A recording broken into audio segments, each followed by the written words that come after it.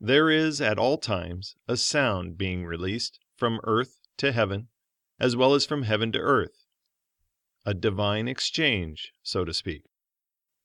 In the unseen realm, it is in the form of energy patterns, waves, particles, and though the vast majority of it is not heard with our natural ear, it is sensed by us because we are part of this existence.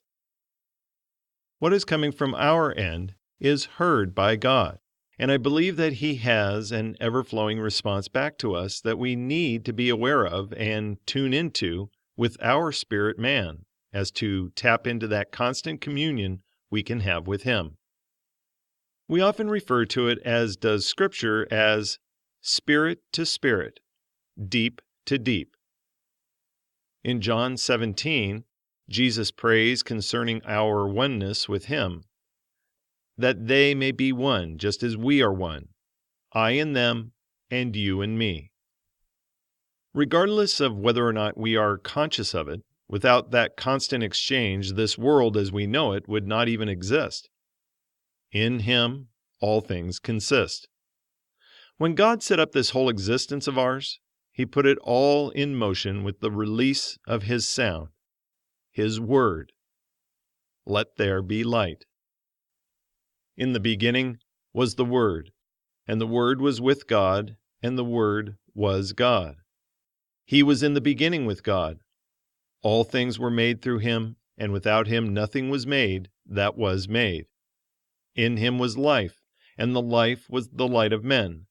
And the light shines in the darkness, and the darkness did not comprehend or overcome it. John 1, verses 1 through 5. Science is only just now catching up with the Word, but what they are discovering these days, especially in the quantum world of physics, is absolutely amazing as it pertains to Scripture. Even cell phones, the way sound travels, time travel, and Jesus walking through walls and expanding of molecules are just the beginning of what God is about to do. God is going to connect these types of things and interlink them for a new level of glory.